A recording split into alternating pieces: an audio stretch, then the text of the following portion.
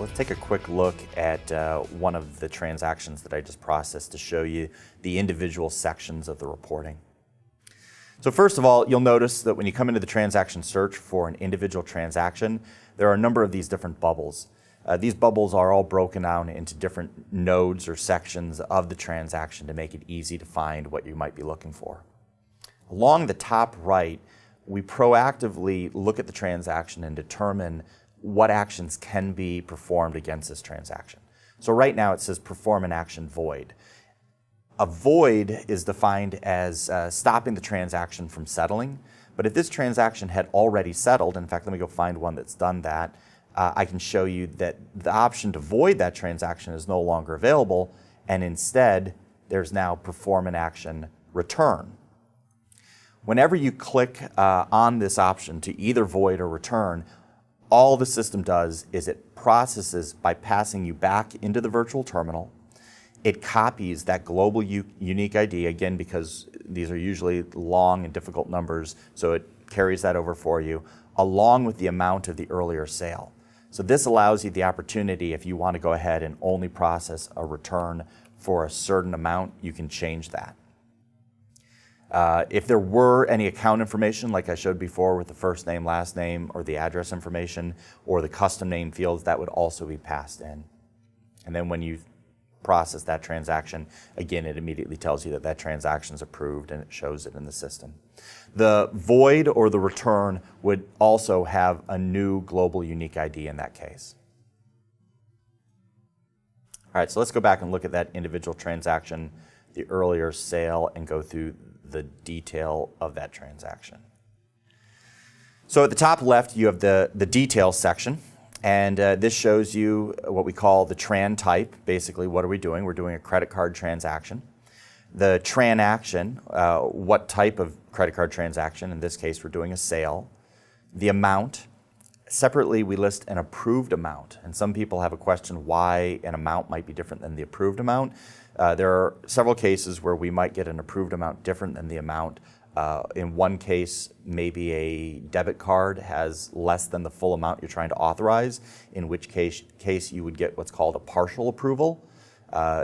There are configuration settings that allow you to determine whether or not you want to accept partial approvals or not, and those can be turned on by default, so you don't necessarily have to worry about it. In other words, if you don't want to accept partial approvals for whatever reason, and we turn this off, the transaction would show up to you as a decline, and we would automatically reverse that transaction. It also shows the IP address of where that transaction took place. Now, I just processed this from the virtual terminal, and as a result, this IP address represents my computer here, but if you click on it, it will actually map to the physical location of where that transaction happened. This is designed to allow you to scrutinize orders to determine whether or not they are as you expected them. The account node shows more detail about that information. So it shows you that it was a Visa card instead of just the fact that it was a credit sale. It shows you the last four of the credit card number. It shows you the expiration date. And then we take the name of the card either as it's key entered, or if you swipe the card, we take that from the track data and populate it. The address information that was provided, and then of course the country. We have a map button at the top right-hand corner, which also goes ahead and allows you to, again, see the map of the IP address. The user-defined fields that I passed in are displayed here. So again, you can search based on, in this case, the invoice number or the eye color, or whatever specific information you might be looking for. We have an industry data node that shows how the transaction was processed. This was a card not present transaction because I key entered it, and an ECI indicator, or electronic commerce indicator, which helps you understand how that transaction was taken. Again, we have the global unique ID, the date and time of the transaction, and then the current status. Status of open just simply means that it hasn't been settled yet, which is why I could still potentially void this transaction. The result node shows the response code of 00. That's part of that list I mentioned, which 00 indicates that the transaction was approved. Right underneath that, the response text shows that it was approved.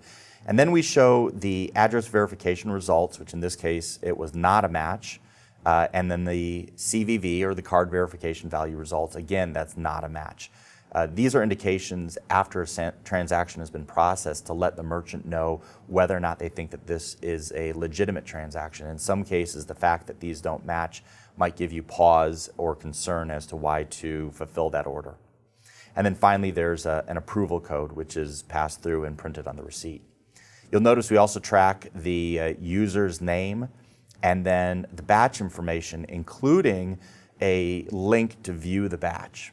In a minute, I'll show you the batch reporting functionality, but this view batch option is most commonly used by our support team when a merchant might call us and say, I don't believe I was paid for an individual transaction. What we'll do is we'll find that transaction, click that view batch, and then marry that batch with the deposit that is reconciled on a daily basis.